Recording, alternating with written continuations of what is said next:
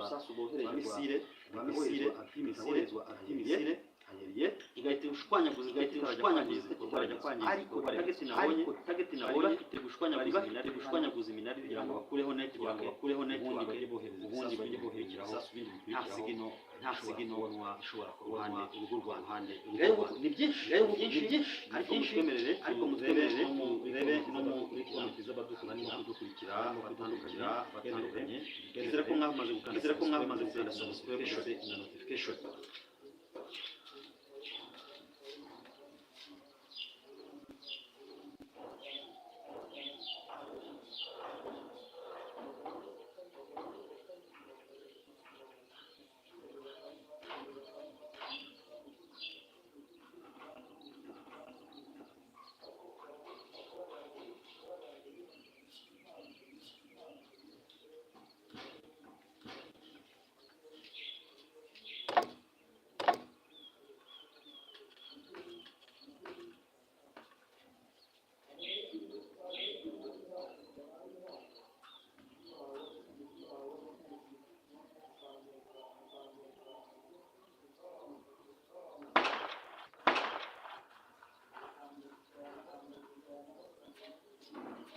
Amasasu yo aracyavuga yumva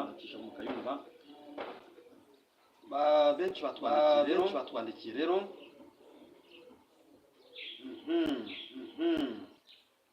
ariko nubwo barimo kucyanza ahangaha ntazi kuri ibyo nkenga mu nyewe yari sultani makumyabiri maze gufata ibice bitandukanye byuma bibuze no kuguma bibuze no cyangwa se mu gihugu cyangwa se ubundi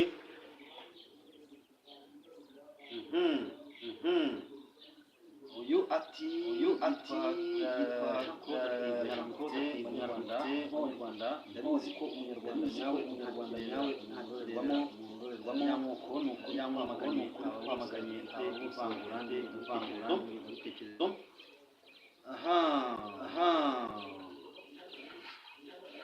undi ati ndabona terera nzamba murekatete ati ifadese wazalendo bite byayo amanitse amaboko ikareka gutaratanga ivuga igaragaza ko ifite imbaraga kandi kuyibondagura twabuneza twari bite niza byifashe bite ku rugamba ahangaha muri Kongo mubona ya Kongo n'ucishamo gakeya barimo kugenda biga amakuru y'ikasaragaragaza iki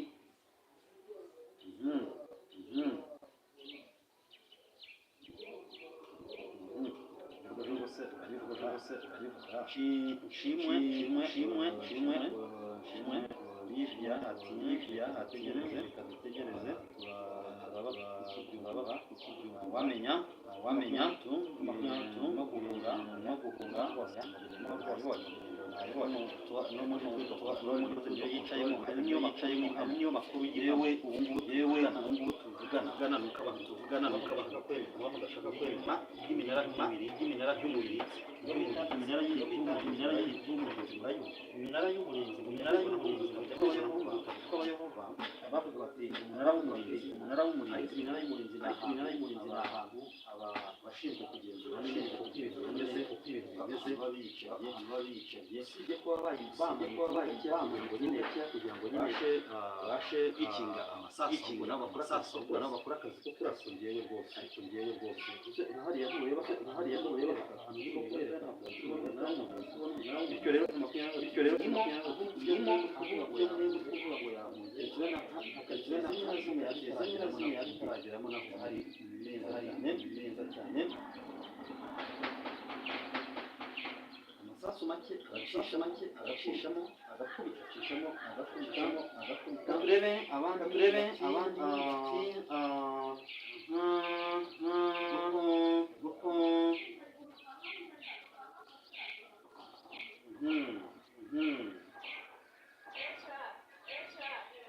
Gabo ati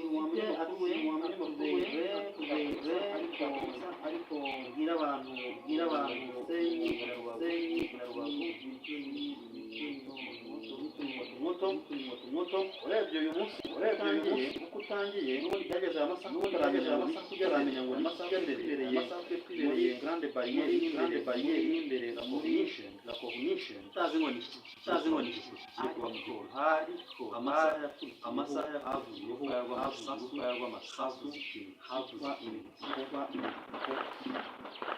havuze ikintu bitwa imivugo bararasana irarasa Rwanda narwo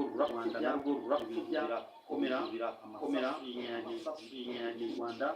Rwanda abapfa barapfa abakomereka mwabonye imibare RDF yamaze gutangaza ahantu bahise bahasiga ngabo harimo abamotari n'uwo yarahetse bo n'amaso yanjye abo ngabo rero bamaze gupfa abandi komereka ubundi nakubwira ko umujyi wabo nta kidasanzwe kiraba bitandukanye ejo byari bimeze urakunda cyane aho amaso n'ibyo dutangaza nta kindi tubereyeho mwumve ivumbi nk'abatari ifumbire bitere kuko rwose ntabwo bajya kubaswanya cyangwa se ngo tuzane ibikamyo gutyo bitari kuba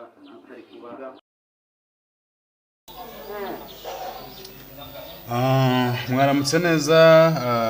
Reka nongere mbasuhuze mbifuza kugubwa neza. Mukurikira Kivu News Official TV. None ahangaha twongeye guhostinga igitaraganya kubw'amakuru atugezeho yihutirwa tugira ngo tubagezeho kandi y'ingenzi.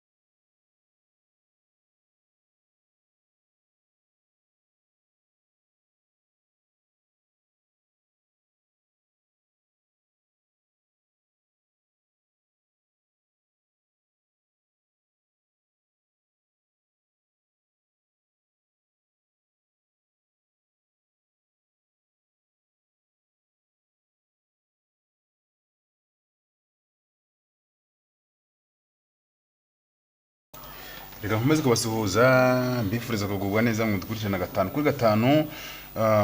Mwe mwakanze like, subscribe, share and comment.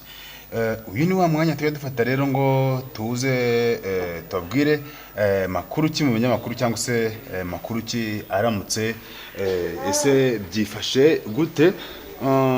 Reka mwese mbifurize ikaze.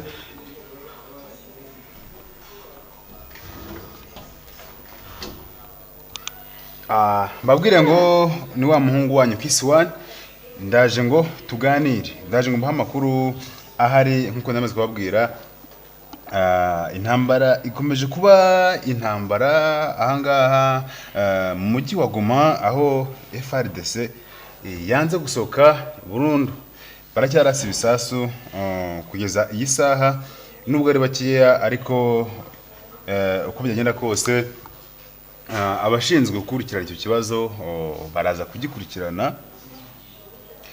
nonaha nibwo twakiriye amakuru atumenyesha ko igoma habyukiye urusaku rw'amasasu rw'aba FARDC bari basigaye mu mujyi.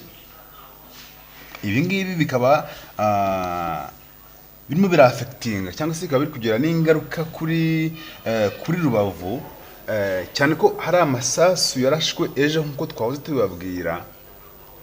Ayo masasu akaba yarishe abantu 5, abandi 35 bakaba bari mu bitaro. Noneho rero twaba twongeye kwakira inkuru y'uko igoma n'ubundi habyukiye urusaku rw'amasasu ariko kuraswa na FARDC zikiri mu mujyi, zanze kumanika amaboko, zanze no guhunga. Ku kinyamakuru Ibigwi nicyo dukesha iyi nkuru, ndetse n'abandi bagiye batumenyesha aya makuru batubwira uko bimeze. Batubwiye yuko muri Goma habyukiyemo urusaku rw'amasasu.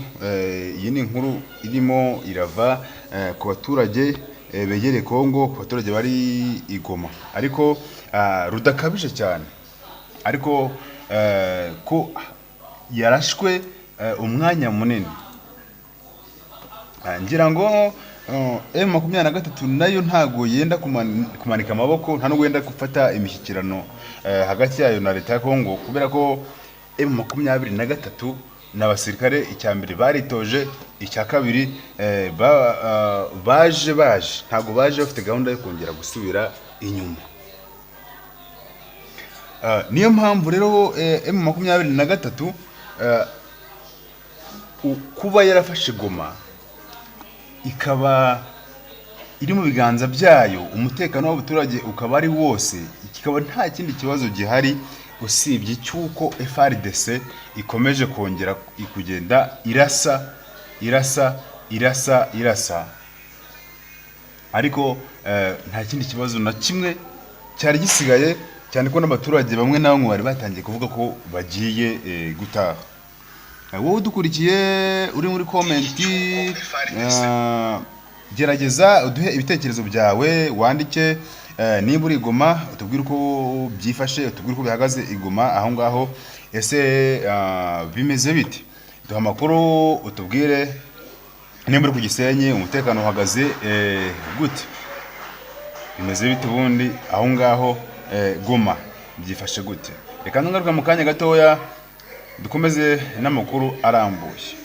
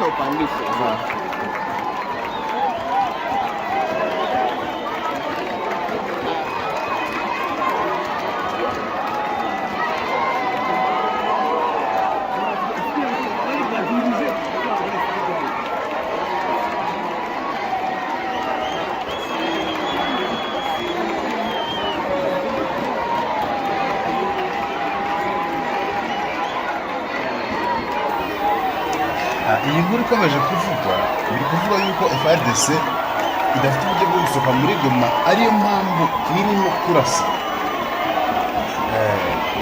Andi makuru dufite nuko abo basirikare ba FARDC bakiri muri Goma ari ukugira ngo Kisegeti ngo abashime, ari ukugira ngo Kisegeti ngabongerere amapeti. Ariko ibi bintu kwibeshya cyane kuri M23, kuko M23 yagiye kwinjira muri Goma icyambere yarateguye. Icyo turacyemeranyaho. M23 yinjiye muri Goma yarateguye, icyo ni icya mbere. Icya kabiri M23 yo ubwayo yahakanye yuko itagomba gusubira inyuma, cyane ko binjiye ku mugaragaro, batigeze binjira ntago bigeze binjira bujura cyangwa se bubandi, ahubwo bo binjiye nk'abari gutaha iwabo, binjira nk'abazi aho bari kujya, cyane ko bahazi, yaba mu bikari barahazi, yaba ahari hose, inzira yose bagomba guca bo barayizi. Niyo mpamvu bigoye cyane yuko FRDC yakwataka M23 ko bagiye kwinjira muri Goma bayizi, icya kabiri bayivukiyemo, icya gatatu bayikuriyemo. Niyo mpamvu bidashoboka yuko FRDC yatangira uyu mutwe wa M23 ufite imbaraga zingana gutya. Ngamwe mukora like, subscribe, share na comment, dukomeze tugende tureba hirya no hino uko byifashe.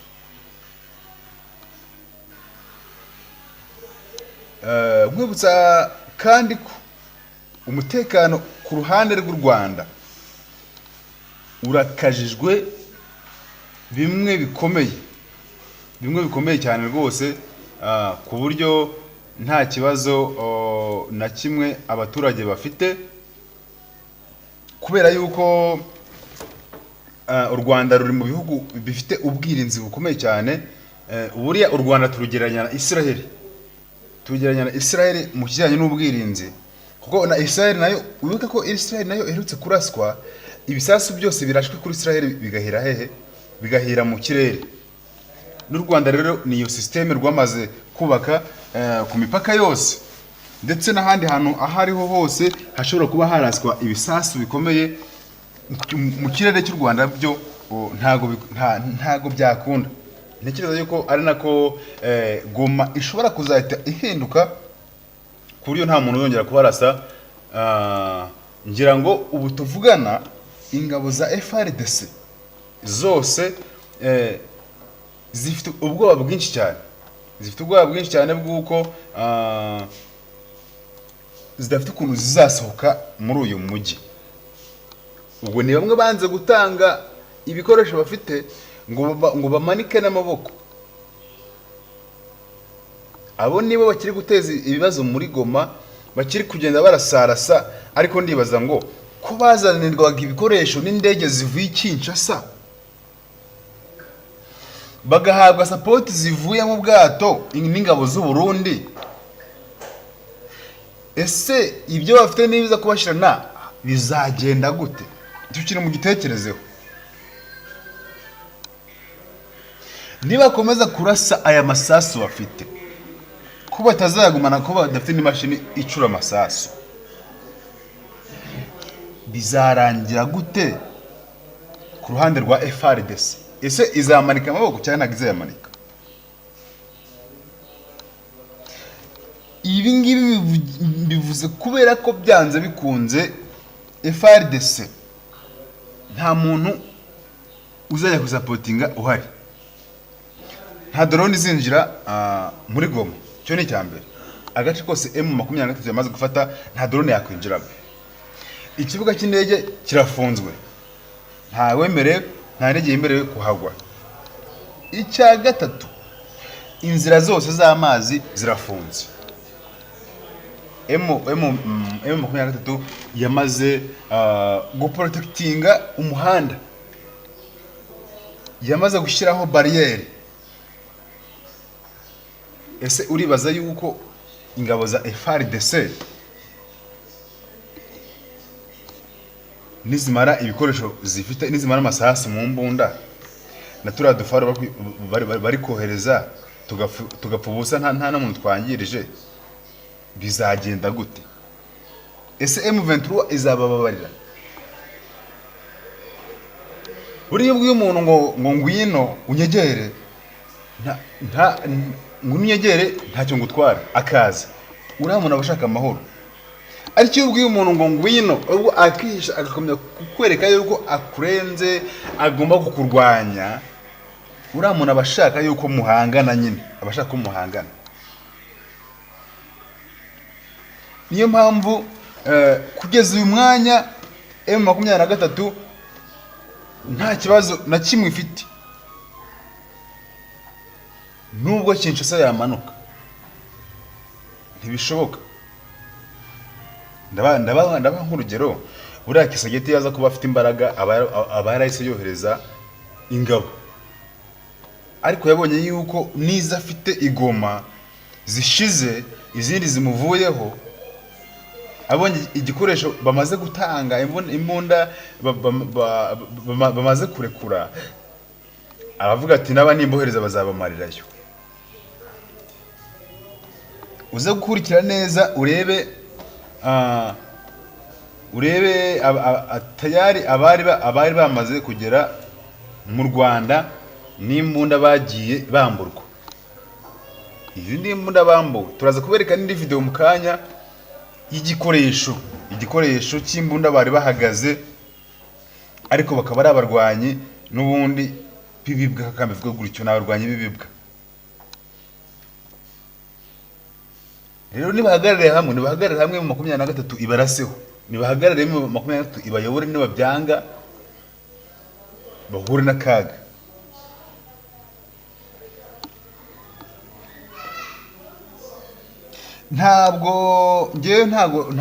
Ntabwo mfite uruhande mbogamiyeho, ariko M23 byanze bikunze nawe uri wayibogamiraho. Ese icyambere, umutwe udahohotera abaturage, umutwe utanduranya, umutwe we ubwawo uvuga ko uzanye amahoro, ni iki cyatuma uwo mutwe utarwana gutsinda?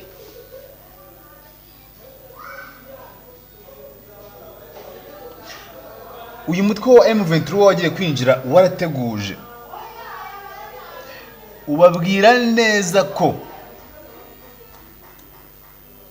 uje kandi utazasubira inyuma, ubaha ya masaha 48 abashoboye guhungisha amagara yabo mu ngabo za FARDC na Wazalendo bamanika amaboko. Mwabonye video ingabo za FARDC zirimo ziragenda zigagara ku bipangu zigasaba abaturage imyenda, zikambara imyenda ya civile, zamara kwambara civile, imbunda zikarambika hasi.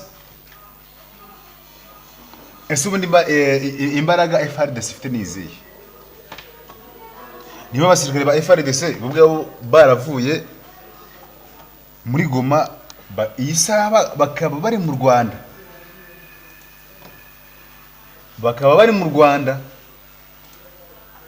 abasirikare undebere nawe abasirikare basa gutya, harimo n'abana, abasirikare bacuruza urumogi. Ese icyo ni igisirikare? Kuba nabaho nibwo nabonye igisirikare kimeze nk'iki ngiki FARDC ifite.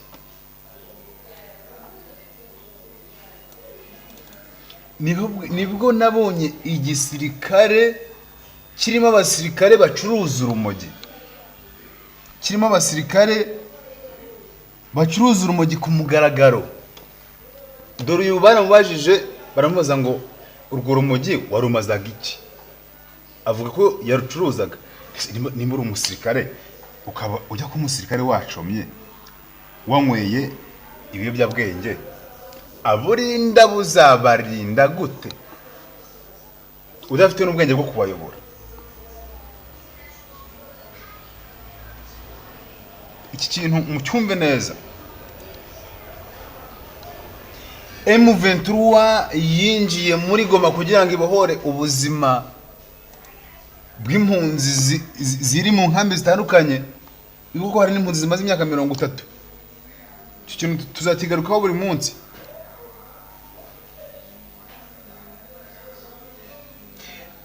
M23 wibuka ko yaje ifite na gahunda yo gutabara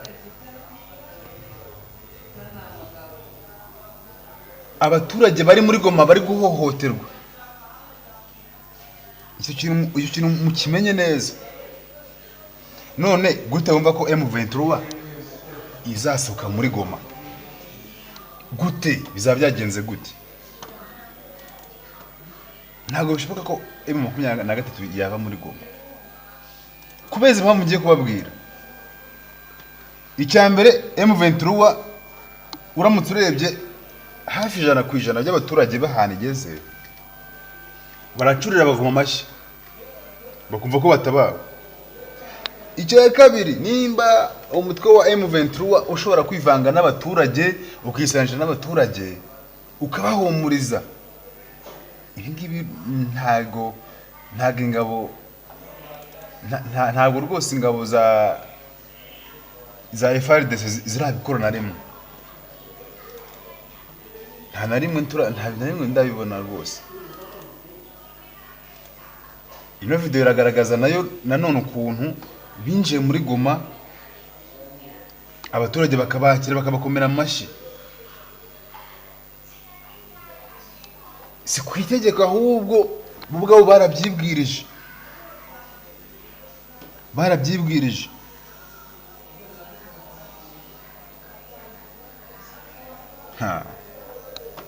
Byanze bikunze nubwo bakiri kurasa aya masasu yabo bari kuyapfusha ubusa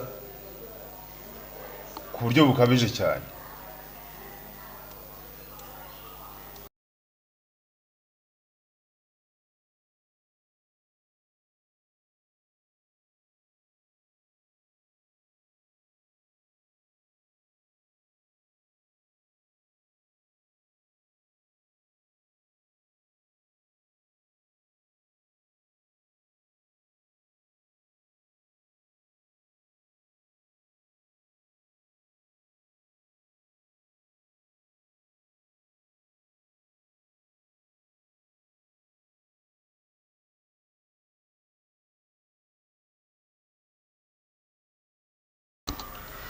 Wibaze yuko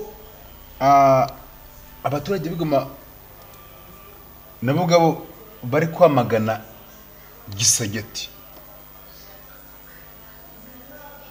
kuko uburyo yagiye ku butegetsi burazwi, abenshi barabuzi, sibyo? Burazwi rwose.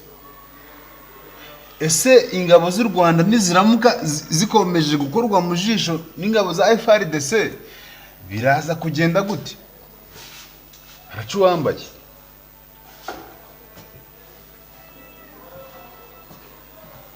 Byanze bikunze ingabo z'u Rwanda niziramuka zimanutse zikajya ku mupaka zikajya kurwana, kiraza kuba ari ikintu gikomeye cyane.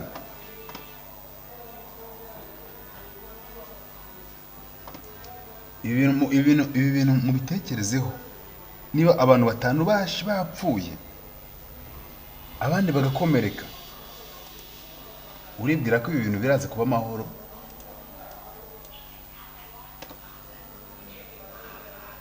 Iki ni ikintu gikomeye.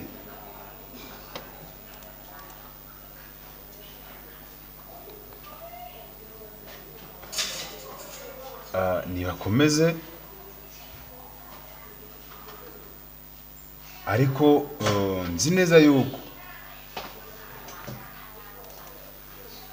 uyu mutwe rwose ntago ufite imbaraga zangana n'iza M23. Bari kurushwa n'ubusa.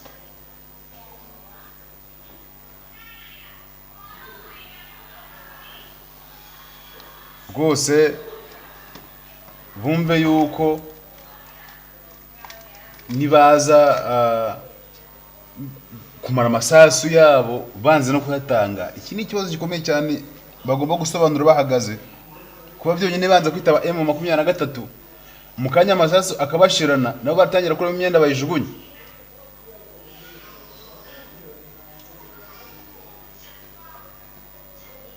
Byumvikana se? Birumvikana. mujye muri comment tuganire, mutubwire n'abari Goma, kandi abantu muri Goma mugende mutubwire. Mukanya nawe mfite umutumirwa ahangaha uvuye aho uri kubera, aho uyu mu Rwanda uri kubera. Mfite umuntu wambutse, mfite umuntu rwose ufite amakuru yuzuye, uraza kuyaduha. Reka twese dushyire ubwenge mu kureba ngo FRDC irakura he ibikoresho ko bigiye kwiyobera. Niba nta nzira n'imwe ifunguye yaho amasasu ashobora guca n'ibindi byose bakeneye, imbunda zo inyinshi barazambura. Iki ni ikintu buri muntu wese yakagombye kuba arimo kwibaza.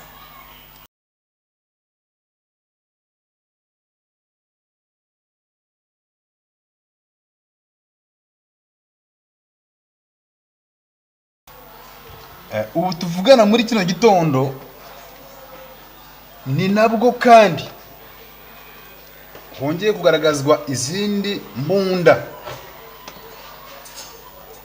zambuwe uyu mutwe wa FRDC. Icyo nabasaba rwose, mumanike amaboko,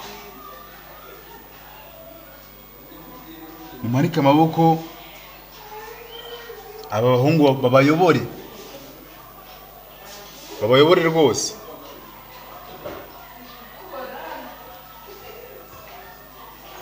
Kubera ko ntago binjiye Goma, ntago bigeze binjira muri Goma bari gukina, cyangwa ngo binjire muri Goma baje gukina. It's okay. Nubwo bari komeza kurasa, bari kugenda barasa,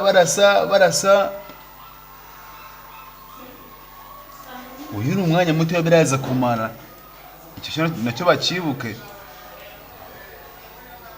nibaza gusigara amara masa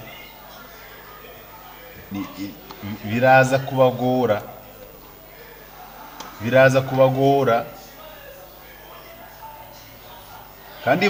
kandi barayamanika nabi cyane, barayamanika nabi.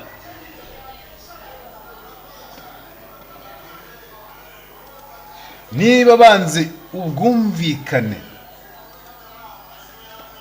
hagati yabo na M23 ngo bemere bayobore,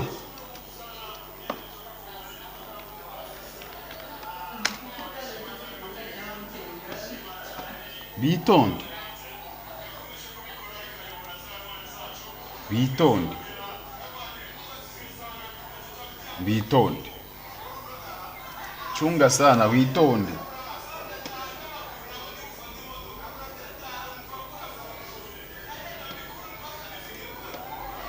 Kubera yuko ntabwo abana baba bari kurwana bataha iwabo basubira iwabo ngo ujye kubarwanya bikunde.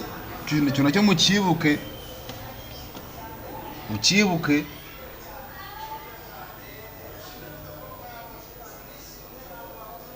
Ntabwo uyu mutwe waje ufite gahunda yo gusubira inyuma, waje ufite gahunda yuko byanze bikunze Goma rwose igomba gufatwa, igafatwa pe burundu.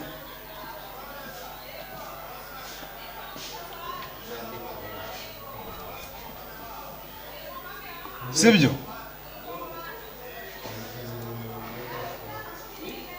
Hari akavidewo ndi gushaka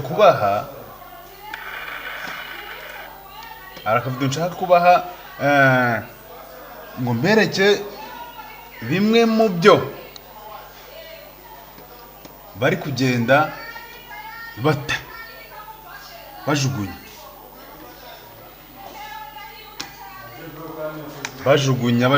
bajugunya abasirikare ba FRDC.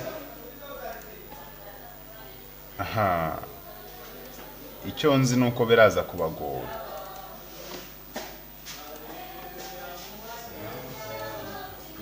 Izi ni zimwe mu mbunda ibi ni bimwe mu bikoresho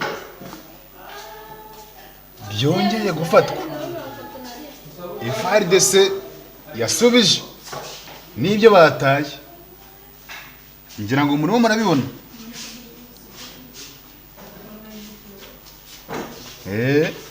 Mubyirebere.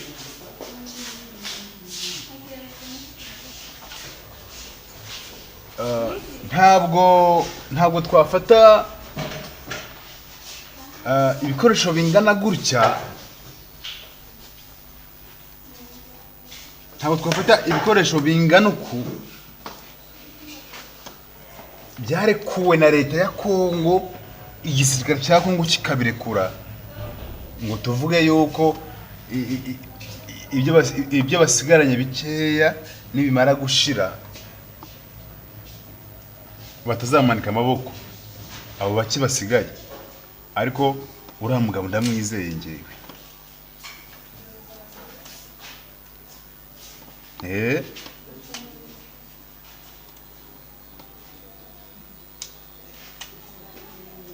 Hari igihe umuntu ariko abantu bakabanza bakarwana bakagira gute, ariko finale bijya birangira umanitse amaboko nabi. Igihe cyo nabwira FARDC batuze, banareke gukora muri jisho ry'intare, kubera yuko bishobora kuza kubagora nyuma, bishobora kuza kubagora kubisobanura bikazababiza icyuya. Gukoresha ikintu ukica abantu b'inzirakarengane ni ikintu gikomeye.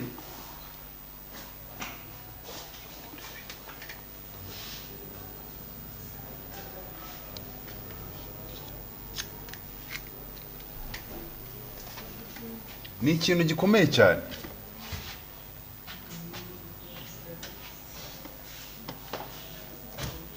Reka tube duhagaritse gato umwanya mutoya, tugaruke mu kanya tubaha inkuru irambuye y'ukuntu byifashe.